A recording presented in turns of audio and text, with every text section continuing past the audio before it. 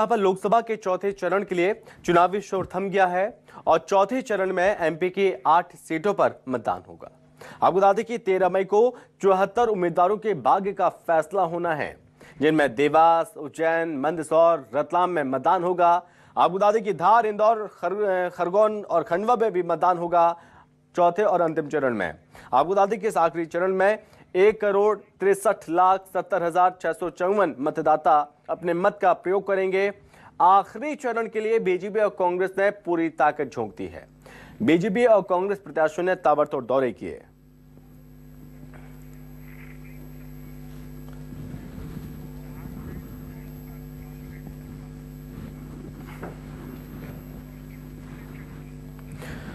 चलिए, और इस बीच हमारे साथ अलग अलग जगहों से हमारे सहयोगी जुड़ रहे हैं। हमारे साथ मंदसौर से प्रीत शर्मा, धार से हमारी सहयोगी रेणु अग्रवाल पूरी जानकारी देंगी, किस तरह का माहौल बताएंगी, और साथ ही इंदौर से हमारे सहयोगी चंकी वाजपेयी हमारे साथ जुड़ रहे हैं। सबसे पहले धार का रुख कर लेते हैं। तो रेणु, बड़ा मुद्दा है धार में भोजशाला का, और मानो गरमाया हुआ भी है चुनाव के वक्त में भी, और ऐसे में जो सियासी प्रचार का जो शोर था वो थम गया। कितनी तैयारियां हैं और क्या मुद्दे हैं धार में? जी, आपको बता दूं कि धार महू लोकसभा का चुनाव प्रचार जो है अभी 6 बजे थम चुका है। धार में जो है भारतीय जनता पार्टी के दिग्गज नेता जो है आ चुके हैं। आज वीडी शर्मा धार में थे, उन्होंने भी भोजशाला मुद्दे को लेकर कहा कि बहुत जल्दी निर्णय होगा इसको लेकर। वही प्रधानमंत्री नरेंद्र मोदी आए थे, उन्होंने भी भोजशाला को लेकर और कहा कि यहाँ पर विकास कार्य होंगे। इसके पूर्व जो है मुख्यमंत्री भी यहाँ आ चुके हैं। इस तरह से भारतीय जनता पार्टी के बड़े नेताओं ने यहाँ पर मोर्चा संभाला। चूंकि धार महू लोकसभा सीट आदिवासी बाहुल्य सीट है, यहाँ पर जो है कांग्रेस और भारतीय जनता पार्टी के बीच में दिलचस्प और रोचक मुकाबला होगा, क्योंकि इसमें से 5 विधानसभा जो है कांग्रेस के पास है, 3 भारतीय जनता पार्टी के पास है। तो जो आदिवासी बाहुल्य इलाके में कांग्रेस का वर्चस्व है, वही कांग्रेस की तरफ से कोई बड़ा नेता तो यहाँ नहीं पहुंचा है, लेकिन नेता प्रतिपक्ष उमंग सिंगार ने यहाँ पर मोर्चा संभाल रखा है। लगभग 15 से 20 दिन हो चुके हैं, वो गांव-गांव फलिए की सड़क नाप रहे हैं, नुक्कड़ सभाएं ले रहे हैं, लगातार प्रचार कर रहे हैं। वही कांग्रेस जहाँ बिखरी हुई नजर आती थी, अब एकजुट नजर आ रही है। सारे विधायक एक साथ मिलकर यहाँ पर चुनाव प्रचार कर रहे हैं। इस तरह से यहाँ पर जो है रोचक मुकाबला होगा। वही भोजशाला जो मुद्दा है, यहाँ पर जो है राजनीतिक मुद्दा नहीं है, यह आस्था का केंद्र है। हालांकि ये मुद्दा भी हावी रहेगा। वही यहाँ पलायन, रोजगार के जो मुद्दे हैं वो हमेशा रहते हैं। शिक्षा और स्वास्थ्य का मुद्दा भी यहाँ पर गरमाया हुआ रहता है। संभव। ठीक है, ये हो गई बात धार की, और अब बात करेंगे इंदौर की, जहां पर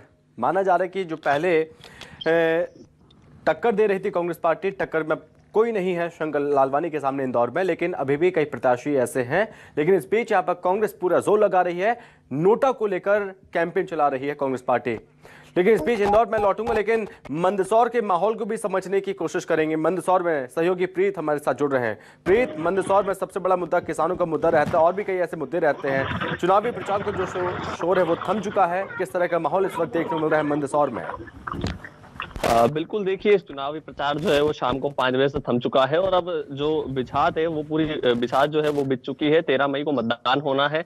सबसे बड़ी बात जो है, बीजेपी और कांग्रेस ने इस पूरे समय में काफी मेहनत करी है। हालांकि मंदसौर सीट जो है वो मालवा की सबसे ज्यादा जानी मानी सीट मानी जाती है, क्योंकि बीजेपी जो है लगातार इस सीट पर जो है अपना गढ़ मानती है और गढ़ बनाती भी आई है। चाहे विधायक हो, कांग्रेस हो, पूर्व में जो तमाम जो पद रहते थे वो सभी बीजेपी के पास रहे। हालांकि अभी तत्कालीन जो अपने चुनाव हुए थे विधानसभा के, उसमें जरूर जो है कांग्रेस विधायक ने इस पूरे चुनाव में अपने मंदसौर विधानसभा से जीत हासिल करी थी। लेकिन अब बारी जो लोकसभा चुनाव की है, सांसद का चुनाव है। बीजेपी के उम्मीदवार सुधीर गुप्ता और कांग्रेस के उम्मीदवार दिलीप सिंह गुर्जर दोनों आमने सामने हैं। दिलीप सिंह गुर्जर चूंकि नागदा से आते हैं, ऐसे में उनके लिए थोड़ी सी चुनौती जरूर जो है मंदसौर सीट पर बनी हुई है, अपनी पहचान को लेकर, अपनी जो है पब्लिक से रूबरू को लेकर के। लेकिन बीजेपी उम्मीदवार जो है बीते 10 वर्षों में उनके पास लंबा अनुभव भी है, और लगातार जो है क्षेत्र के लोग उनसे परिचित भी हैं।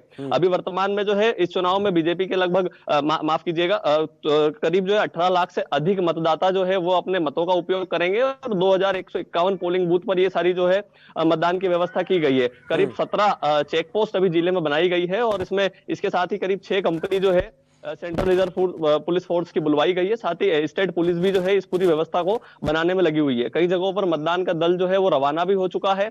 तमाम व्यवस्था जो है जिला प्रशासन निर्वाचन आयोग द्वारा की जा रही है। लेकिन चुनाव जो है वह काफी रोचक होना है। बिल्कुल आपने सही कहा, मंदसौर सीट जो है वो किसानों को लेकर जानी जाती है। कई सारे दूर दूर से किसान, मंदसौर का नागदा से भी नाता है, नागदा से कई सारे किसान जो है वो मंदसौर आते हैं मंदसौर कृषि उपज मंडी में अपनी उपज को बेचने के लिए। ऐसे में दिलीप सिंह गुर्जर का जो है यहाँ से चुनाव लड़ना भी अपने आप में काफी उनके लिए चुनौती भी मानी जा रही है, और एक तरीके से अगर देखा जाए तो आसानी भी है। जी ठीक है प्रीत, बहुत धन्यवाद। इस बीच अब रुक कर लेते हैं इंदौर का। चंकी हमारे साथ बने हुए हैं। तो चंकी, इंदौर सबसे सुरक्षित सीट मानी जाती है बीजेपी के लिए। चुनावी प्रचार का शोर थम गया और कांग्रेस नोटा को लेकर कैंपेन चला रही। किस तरह का माहौल इस वक्त इंदौर में?